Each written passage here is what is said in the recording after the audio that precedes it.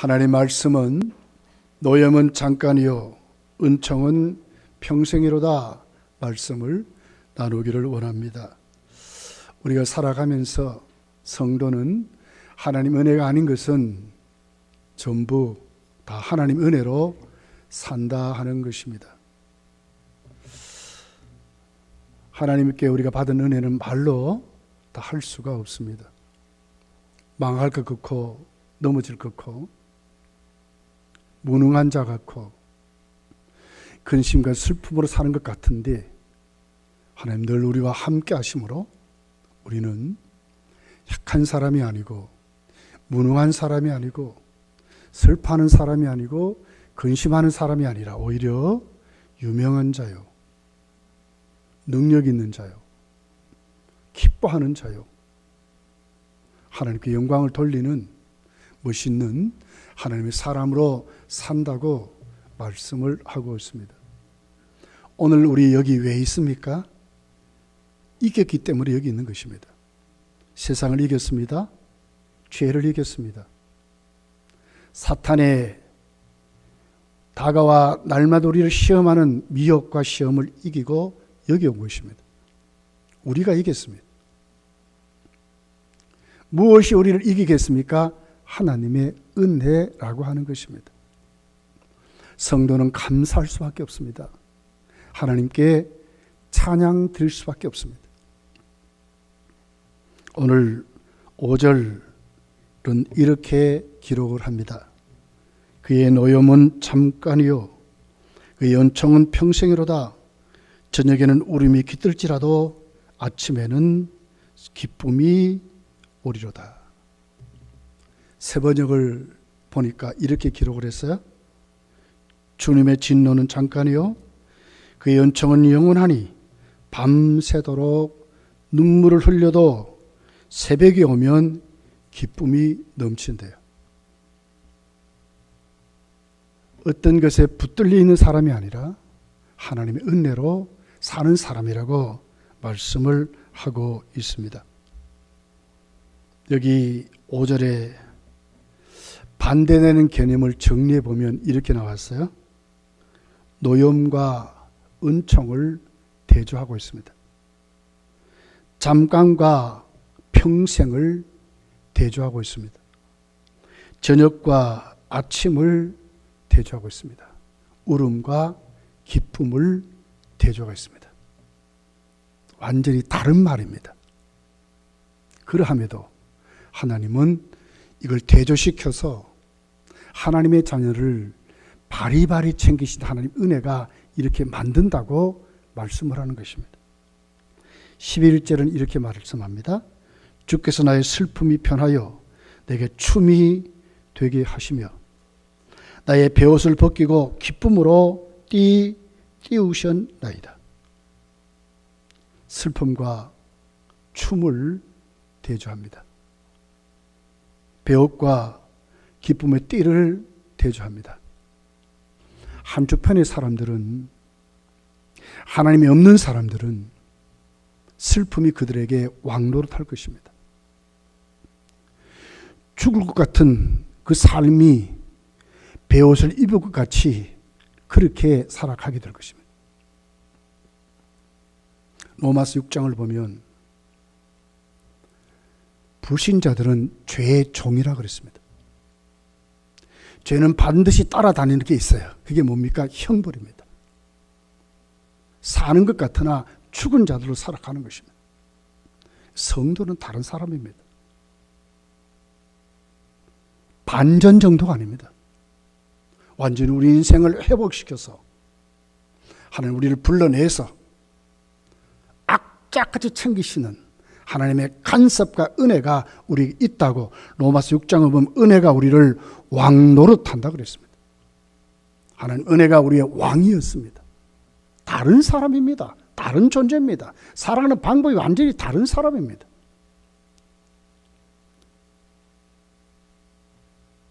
신앙생활에 여러 가지 우리가 있겠지만 표현적으로 나타내는 것이 뭡니까? 우리 믿음이 성숙했다 할 때에 따라오는 증표가 여러 가지 있을 것입니다. 그러나 뚜렷하게 따라오는 것이 찬양과 감사입니다. 오늘 우리가 정말로 하나님 앞에 우리 모습이 성숙했다고 할 때에 그 내적 성품 우리로 하여금 하나님을 찬양하게 만듭니다. 하나님께 감사하게 만듭니다. 우리가 잘 우리 신앙을 점검해 봐야 합니다. 언제인가부터 내 심령에 찬양이 없어져 버리고 언제인가부터 내 입술과 내 심령에 감사가 잃어버린다면 야, 내가 왜 이런가를 점검해 봐야 합니다. 내 신앙 성장이 멈춘 것은 아닌가? 아니면 뒤로 퇴보하는 것은 아닌가를 생각해 보아야 한다는 것입니다. 오늘 본문은 여러분 다윗의 시라고 서두에 기록을 그렇게 해놨습니다. 하나님 예배 드릴 때에 이 시를 찬송하는 시로 이렇게 기록해 놨습니다. 오늘 이 본문에 특별히 이 시편 30편의 1절서부터 마지막 절까지 흐르는 그 내용의 주제가 뭡니까? 찬양과 감사입니다. 다윗은 하나님의 마음에 합한 사람이라고 그랬습니다. 여러분 다윗의 시를 보십시오. 구구절절이 하나님께 찬양하고 감사하는 시로들만 꽉 차 있는 것을 봅니다. 왜 다윗에게 어려움이 없겠습니까? 왜 다윗에게 힘든 삶이 없었겠습니까? 왜 다윗에게 정말 인간으로 도저히 할 수 없는 일들이 얼마나 많았겠습니까? 그럼에도 불구하고 왜 다윗이 입을 열어 말할 때마다 하나님께 찬양하고 감사한다고 하는 것입니까? 무엇이 그로 하여금 이렇게 만든 것입니까?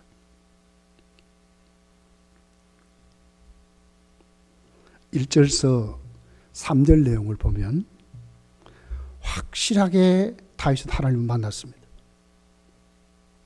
이론적으로 하나님 나를 왕으로 세웠으니 나는 왕이야 이런 권위로 감당한 게 전혀 아닙니다. 다윗은 어린 시절부터 시작해서 죽을 때까지 하나님 편에서 살았고 하나님 중심으로 살았고 하나님 앞에 살 때에 무엇이 그로 하여금 그렇게 살게 했습니까? 하나님과의 만남의 체험들이었습니다. 구체적이고 확실한 체험이 있습니다.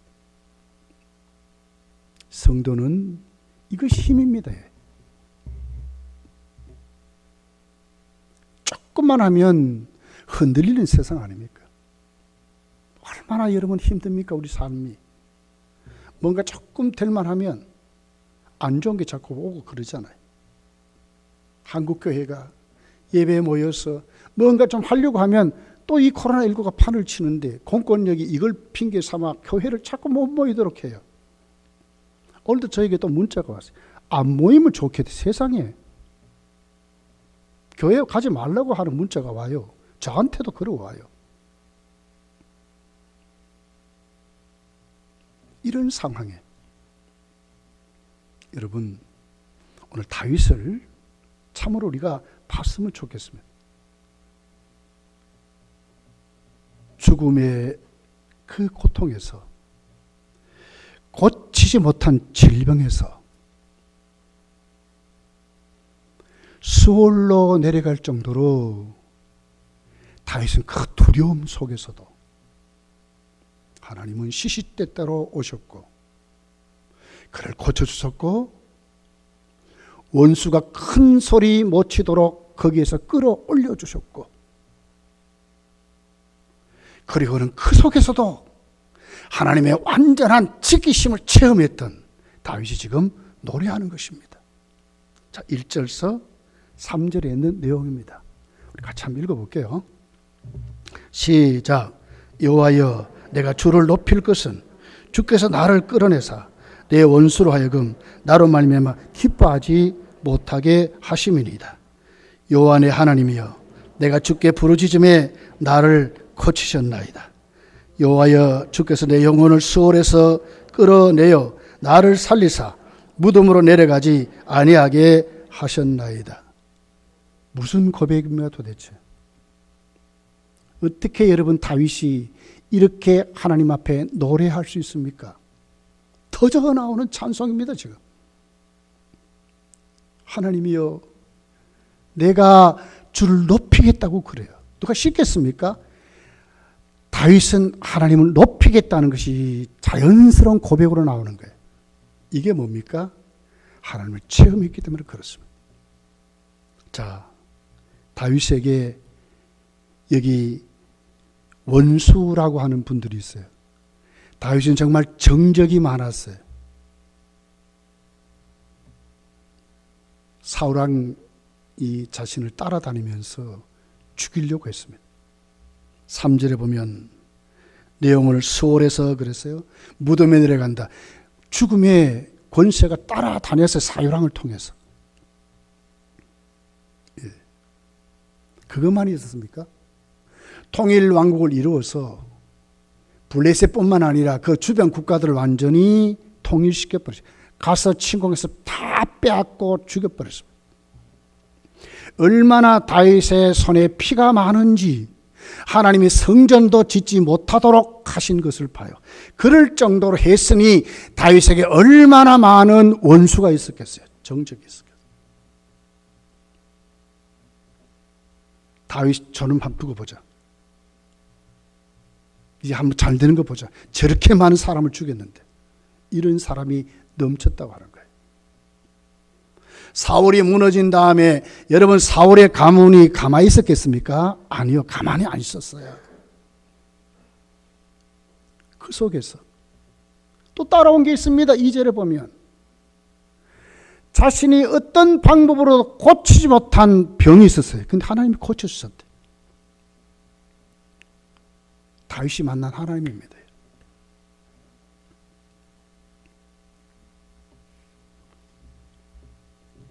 다윗이 만난 그 하나님은 다윗의 힘으로 어떤 것도 이룰 수 없지만 하나님만이 하실 수 있는 방법으로 다윗을 구원하신 거예요. 생기생한 체험입니다. 내 힘으로 어떻게 할 수 없는 일을 하나님은 오셔서 하나님의 힘으로 하나님의 방법으로 하나님만이 할 수 있는 것으로 다윗을 구원시키고 치료하시고 건져주시고 일으켜 세워주시다고 하는 거예요. 하나님만이 할 수 있는 거예요. 오병이의 기적 아무나 행합니까 여러분? 바다를 잔잔케 하고 파도를 풍랑을 잔잔케 하는 거 아무나 할 수 있습니까? 아무나 할 수 없어요. 누가 바울 사도를 여러분 하루아침에 거꾸로 틀을 수 있습니까? 그에게 어떤 모습이었습니까? 살기가 등당하고 살인자의 모습이었습니다. 율법에 열심히 일어나가지고 하나님께 어떻게 하면 열심을 돌린다고 예수 믿는다고 하는 사람들을 뚜렷이 정해놓고 다 내색으로 그들을 잡아서 끌고 오고 죽이려고 찾아갔던 그 바울 사울을 하나님만이 할 수 있도록 교회는 아무것도 할 수 없지만 하나님만이 누구를요? 사울을 꺾어서 바울을 만든 겁니다. 그런 사람들이 하나님을 찬양 안 하겠습니까? 하나님께 감사하지 않겠습니까? 우리에게 따라다닌 게 있습니다. 뭡니까? 우리는 허물과 죄로 죽었던 사람들입니다. 결과가 무섭습니다. 죄의 종이었습니다. 사탄의 권세를 따라 세상 풍습을 쫓아서 세상 사람들이 그렇게 찾고 헤맸던 우리도 거기에서 불순종하는 아들들이었습니다. 여러분 그 사실이 믿어집니까? 그런데 하나님만이 할 수 있는 방법으로 우리에게 오셨어요. 허물과 죄로 죽은 우리를 긍휼의 그 풍성하신 그 하나님이 아들 되는 예수 그리스도를 우리에게 주시고 만극하신 은혜로 우리를 믿게 하셨다고 말하는 것입니다. 우리 그 은혜를 다 체험한 사람들이라. 우리 입술로 하나님을 아버지로 부릅니다. 엄청난 복입니다, 여러분. 믿으십니까? 우주 전체를 내 것으로 가졌다고 하는 엄청난 세상의 권력자들도 부도 하나님을 아버지로 못 불러요. 우린 은혜로 하나님 아버지를 부르는 사람입니다. 그런 우리가 다윗이 그런 하나님을 만난 것입니다. 따라다니면서 그때만 아니라 지금도 우리와 임마누엘 하신 하나님의 그 손길이 우리를 붙잡고 있는 것을 생생하게 다윗은 느끼고 그러고 있습니다. 우리도 지금 그런 사람입니다. 여기 여러분 왜 앉아 있습니까? 그걸 믿기에 우리 여러분 여기에 오시지 않았습니까? 어찌 우리가 우리 입술에서 우리의 삶에서 찬송과 감사가 없느냐 하는 거예요. 있을 수밖에 없다. 누가 시켰습니까? 다윗이 하나님 이름을 높인다고 하잖아요. 구원의 그 은혜를 깨달으면, 그 은혜를 만나면 나도 모르게 터져나오는 하나님의 이름을 높이는 그런 삶을 우리가 살아간다고 말하는 것입니다.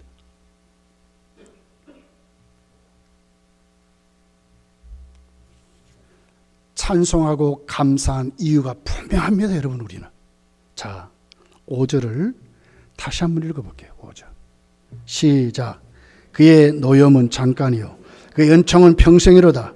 저녁에는 울음이 깃들지라도 아침에는 기쁨이 오리로다. 확실하지 않습니까? 찬송하고 감사해야 될 이유가 확실하지 않습니까? 그의 노여움이 있습니다. 예. 또 우리에게 하나님은 어떻게 하십니까? 저녁에 울음도 있습니다. 이것이 계속됩니까, 여러분? 여기 잠깐이라 그랬어요.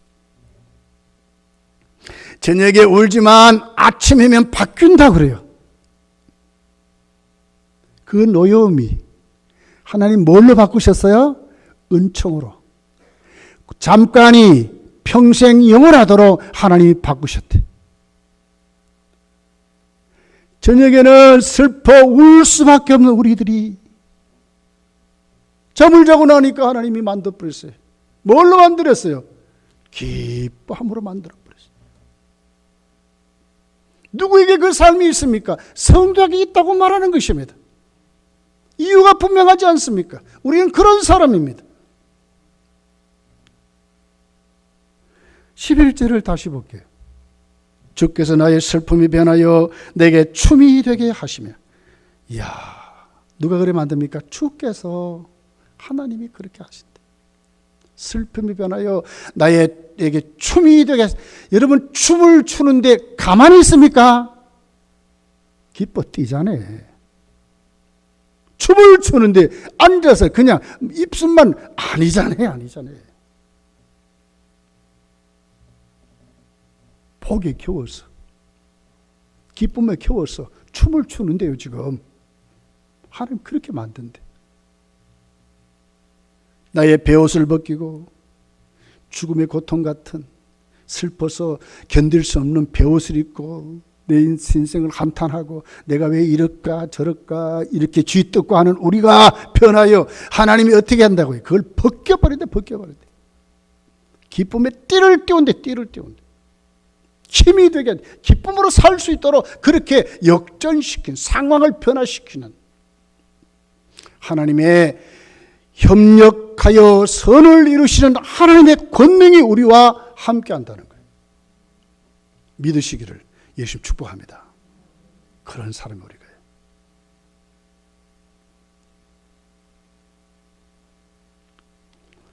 잠깐입니다. 잠깐입니다. 저녁에 슬퍼하는 건 잠깐입니다. 그러나 다 변해서 하나님 반드시 유익되게 하신다는 거예요. 그것마저도 하나님이 그냥 버릴 것이 없도록 만들어서 깨닫게 하고 변화시켜서 유익되도록 하신대. 시편 119편 71절에 보니까 고난당하는 것이 내게 유익이라 이로 말미암아 내가 주의 율례를 배우게 되었나이다 그러거든요. 잠깐입니다. 고난마저도 하나님이 우리로 하여금 하나님의 법을 깨닫고 하나님 말씀을 지키도록 하는 것으로 하나님이 우리를 사용하신다고 말씀하는 거예요. 하나님의 역사입니다. 베드로가 시험에 들었습니다. 십자가 앞에 주님이 십자가에 달리실 때 베드로는 도망갔습니다. 시험 들었습니다. 그런데 어떻게 됐습니까? 그 시험마저도 다시 주님 부활하신 후에 크게 깨닫게 하고 하나님의 사랑이 무엇인지를 가르쳐주는 것으로 하나님이 바꾸셨습니다. 이 하나님의 방법이에요. 성도는 하나도 버릴 것이 없도록 하나님이 자꾸 우리를 관리하세요. 다 잠깐입니다. 잠깐입니다. 저녁에 잠깐 오는 것입니다. 하나님이 우리를 춤을 추게 만드시고 베옷을 벗기시는 그 하나님이 우리와 함께 한다고 말씀하는 것입니다. 여러분, 이 같은 찬양, 감사 우리가 하나님 앞에 정말 드릴 수 있기를 열심히 축복합니다. 두 번째로 보면 이 같은 모든 배경에는 다윗의 부르짖음과 하나님께 만나는 교통하는 삶이 있었다는 거예요. 그냥 만들어지는 게 아니었어요. 자, 2절에 이렇게 기록합니다. 여호와 내 하나님이여 내가 주께 부르짖을 때에 나를 고치셨나이다. 다윗이 하나님께 부르짖을 때 하나님이 고쳐주셨다고 말씀해요. 8절에 보면 여호와여 내가 주께 부르짖고 여호와께 간구하기를 그랬어요. 다윗은 그런 삶을 살았어요. 10절에 보면 여호와여 들으시고 내게 은혜를 베푸소서 여호와의 나를 돕는 자가 되셔서 하였나이다 그랬어요. 다윗이 어떤 때에 이러고 살았습니까? 원수들 앞에서입니다. 원수들 앞에. 수월에 내려가는 고통 앞에서, 하나님의 무서운 노염 앞에서, 하나님이 그를 회개시키는 그 울음 앞에서, 그 슬픔 앞에서, 견딜 수 없는 고통 앞에서 다윗은 진짜 하나님께 나아가서 부르짖었다고 말씀을 해요. 성도의 최고의 특권입니다. 하나님께 나갈 수 있는, 누가 아무나 나갑니까? 히브리서 10장을 읽어보십시오. 아무나 못 나가요. 주께 나가는 사람 어떤 사람입니까? 예수의 피로 뿌림을 당한 사람, 예수 그리스도의 피를 의지한 그 사람들, 하나님의 자녀들만이 하나님께 나갈 수 있다고 말씀했어요. 그러니 은혜의 보좌 앞에 담대히 나가라고 말씀했어요. 다윗은 이 말씀을 순종했고 이 말씀대로 살았고 이 말씀을 실천하고 살았다고 말씀하는 거예요.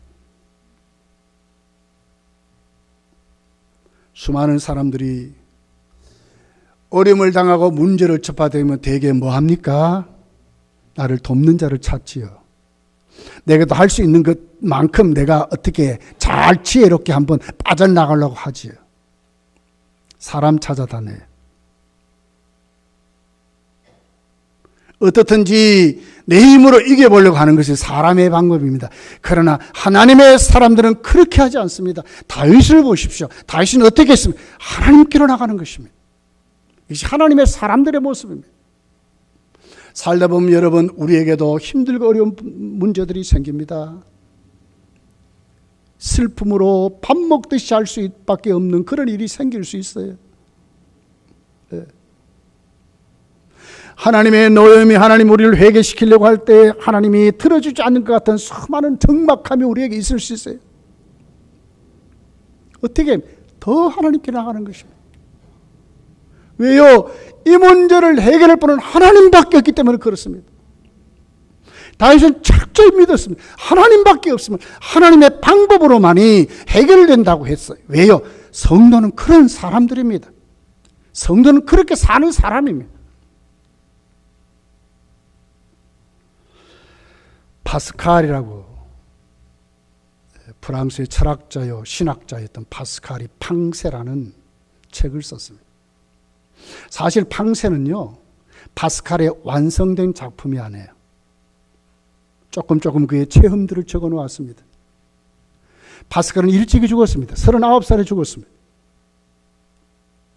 그러면서도 철학자이고 수학자이지만은 더 뚜렷한 것이 그는 신학자였어요. 어떻게 하면 내가 예수님을 말할까? 어떻게 하면 프랑스 사람들이 예수님을 만나게 하는 건데 그의 눈을 뜨고 전도자의 입장에서 글을 썼습니다. 그 글을 팡세가 죽고 난 다음에 가족과 유족들이 모아서 만든 것이 팡세라는 책입니다. 이 팡세라는 책은 생각이라는 그런 뜻을 갖고 있습니다. 프랑스어로 생각이란 말입니다. 파스칼의 생각, 이것이었습니다.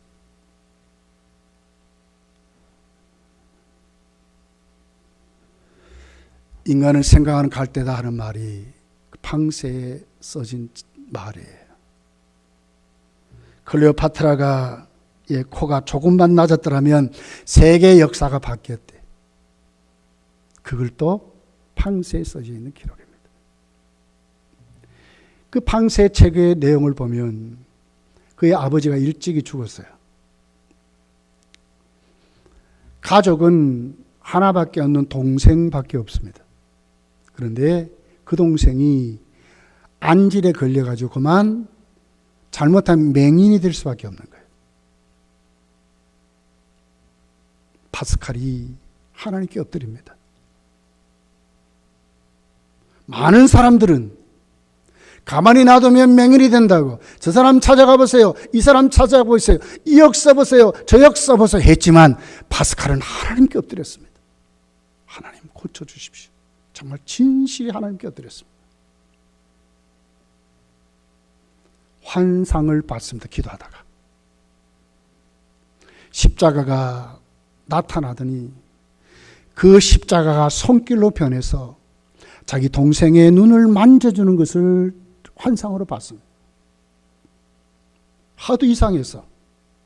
그리고 오늘 기도하다가 일어나서 동생에게 뛰어갔습니다. 그리고 동생에게 물어봅니다. 너 눈이 어떻느냐? 그 동생도 이상하다고 합니다. 갑자기 내 눈이 밝아졌습니다. 안질도 없어졌습니다. 갑자기 내 눈이 완전히 고쳐진 것 같습니다. 파스칼이 그 얘기를 듣고 가만히 있었겠습니까? 펄펄 뛰는 것입니다. 그리고 그 책에 그 다음에 이렇게 썼습니다. 나는 철학자의 하나님을 믿지 않고 아브라함의 하나님, 이삭의 하나님, 야곱의 하나님, 살아계신 하나님을 믿노라 이렇게 썼어요. 이 글이 어떻게 썼었겠어요? 파스칼이 죽고 난 다음에 그의 옷에 아주 낡아 빠진 가죽 조각이 발견됐는데 그 가죽 조각을 보니까 이 글이 써 있는 거예요.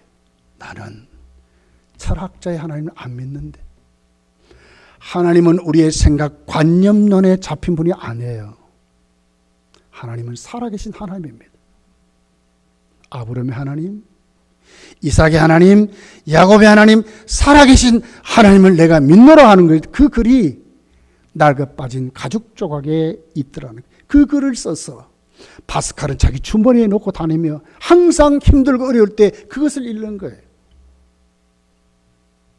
여러분, 하나님은 살아계신 하나님입니다. 살아계신 하나님입니다. 하나님의 살아계신 우리가 믿는데 어찌 우리가 잠잠할 수 있겠습니까? 원수들 앞에서 벌벌 떨까요? 죽음에 내려갈 고통과 수많은 어려운 환난 시험이 우리에게 다가올 때에 그것 때문에 거기에서 내가 슬퍼하고 울고만 있을까요? 아니라는 거예요. 다윗은 하나님께 나간다는 거예요. 내가 하나님께 부르짖었다. 내가 하나님께 부르짖는다고. 그럴 때 하나님이 자신을 고쳐주시더래. 여러분, 여러분의 하나님은 이런 하나님인 줄 믿습니다. 우리가 하나님께 나가면, 은혜의 보좌 앞에 담대히 나가면 오늘 또 마음껏 부어주신 하나님의 은혜가 우리를 치료하시고 우리의 상황을 바꾸시고 우리의 모습을 바르게 세워서 우리 입술에 찬송이 있게 만들고 우리에게 감사가 있도록 만드시는 살아계신 하나님이라는 거예요. 믿으시기를 예수 축복합니다. 그런 하나님이 에베소서 3장 20절 21절에 이렇게 기록해요. 우리 가운데 역사하시는 능력대로 우리가 구하거나 생각하는 모든 것에 더 넘치도록 능히 하실 이에게, 더 넘치도록, 우리가 기도하는 것만이 아니고 더 넘치도록 당신의 방법으로 우리를 세세히 살펴서 더 넘치도록 부어주실, 더 하실 수 있는 하나님이 21절에 보니까 교회 안에서와 그리스도 예수 안에서 영광이 대대토록 영원하시기를 원하노라 그랬어요. 더 넘치도록 하시는 하나님을 만나면 어떻게 해요? 가만히 못 있는 거예요. 모든 영광을 하나님께 이렇게 살 수밖에 없는 하나님의 사람으로 세워지는 거예요. 이 가을에 여러분, 지금 겨울이죠. 진짜 겨울이죠. 우리 입술과 우리 모든 삶에 어떻게 해요? 터져나오는, 그럴 수밖에 없는 찬송과 감사로 하나님께 영광을 돌려드리고 하나님 기쁘시게 하는 그런 믿음의 삶으로 저 여러분을 꼭 세워주시기를 예수님 축복합니다. 그러면 세 번째로 보면 다윗은 자기만이 아니라 모든 성도들이 이 같은 은혜를 함께 누리기를 원했던 다윗의 모습을 보는 거예요. 4절이죠. 주의 성도들아 여호와를 찬송하며 그의 거룩함을 기억하며 감사하라 그랬어요. 주의 성도들아. 내가 이러던 다윗의 그 입술의 말이 바뀐 거예요. 주의 성도들아. 나만이 아니라 우리 모두가 그렇게 하나님께 찬송하고 하나님께 감사하며 그렇게 살아야 된다고. 왜요? 똑같은 은혜가 우리 성도에게 주어진다고 말씀하는 거예요. 찬양은 여러분 혼자도 은혜 되지요, 부르면. 그러나 두세 사람이 정말 하나님 앞에 올리는 찬양은 더 감격스러워요. 개인이 부르는 찬송도 감사하지만 찬양대가 정말 하나님 앞에 잘 준비해서 한번 찬양해 보세요. 얼마나 은혜가 되는데. 큰 교회에 이렇게 들어가 볼 때가 있어요. 홈페이지. 찬양대에 찬송을 들을 때가 있어요. 우렁차고 영광스럽게. 그 지휘자가 막 그 솔리스트들이 하나님께 하고 말해. 얼마나 감격스러운지 모르겠어요. 찬양은 혼자도 은혜되지만 두세 사람이 같이 부르면 훨씬 더 은혜가 됩니다. 다윗이 지금 그런 마음입니다. 나만이 아니라 주의 성도들아, 이스라엘 백성들아, 우리 다 함께 하나님께 찬양하고 감사하자고 하는 것입니다. 우리 건강교회 성도들아, 우리 모두가 하나님 앞에 찬양하고 감사하시기를 예수님 축복합니다. 거기 은혜가 넘치는 거예요. 은혜가 넘쳐. 감사도 똑같은 거예요. 기도도 똑같은 거예요. 마태복음 18장을 보세요. 두세 사람이 죄를 모여서 기도하면 하나님 반드시 하늘에서 들으신대. 합심기도의 능력입니다. 합심기도의 능력이라니까요. 같은 제목을 가지고 함께 하나님께 불을 뗄 때에 하나님이 들어주신다고 말씀하는 거예요. 다윗이 하나님께 먼저 이런 믿음을 가지고 오 주의 성도들아 하나님을 찬양하고 감사했던 그 다윗의 결론이 뭡니까? 하나님은 그 같은 은혜를 받은 그 다윗이 이렇게 살아갈 때에 이것으로 끝나지 않고 평생토록 그렇게 살 수 있도록 하나님 축복하시고 다윗도 그렇게 산다고 고백하는 거예요. 12절이에요. 같이 한번 읽어볼게요. 우리 자막 한번 띄워봐요. 시작. 이는 잠잠하지 아니하고 내 영광으로 주를 찬송하게 하심이니 여호와 나의 하나님이여 내가 주께 영원히 어떻게 한다고요? 감사하리로다. 주님이 나에게 자 초반절에 보세요. 주를 찬송하게 하심이니 그 찬송을 계속 그렇게 할 수 있도록 힘을 주고 은혜가 되게 하시는 거예요. 이것을 다윗은 끝이지 않고 영원히 그렇게 하겠다고 말씀하는 거예요. 건담교회 성도들이요, 눈을 열어야 합니다. 우리 심령을 열어야 합니다. 내가 향했던 눈, 내가 가지고 있던 우리의 심령이 어디로 가야 합니까? 하나님께로 가야 합니다. 그분에게 눈을 떠야 합니다. 하나님만 우리의 소망입니다. 하나님만이 우리의 힘입니다. 하나님만이 우리를 찬송케 합니다. 거기에 눈을 떠야 합니다. 여러분의 입술과 여러분의 삶과 저에게 다일까지 영원히 하나님께 감사하리라고 하는 고백의 사람이 되어야 하는 것입니다. 조그만 것만 있으면 원망하고 불평하고, 조그만 이유만 생기면 떠들고, 우리 그런 사람 아닙니까? 저도 그렇고 여러분도 똑같은 사람. 그런데 하나님 은혜에 푹 젖어버리면 다 없어져요. 다 하나님의 은혜로 아는 거예요. 덮어주고 세워주고 지지해주고 따라주고 순종해주고 함께해주고, 우리 입술의 찬송이, 우리 입술에 감사가 넘치는, 힘들고 어려울 때마다 엎드리고 기뻐하고 즐거울 때 찬송하고, 이 성도의 삶입니다, 여러분. 이걸 보면서 저는 이 말씀을 준비하면서요, 다윗을 생각해 봤어요. 오늘 우리가 사는 것 아무것도 아닙니다. 다윗이 원수들 앞에서 그 원수들, 다윗의 그 슬픔이 어떤 슬픔입니까, 여러분? 우리가 당한 이거 아무것도 아닙니다. 다윗의 정적이 얼마나 많았어요? 한두 명입니까? 아니요. 그런데 다윗이 힘을 얻지 않습니까? 찬송하고 감사를 영원히 하겠다고 말하지 않습니까? 어디에서 얻었습니까? 하나님께 은혜였습니다. 하나님께 눈을 뜰 때에 하나님이 그렇게 하셨습니다.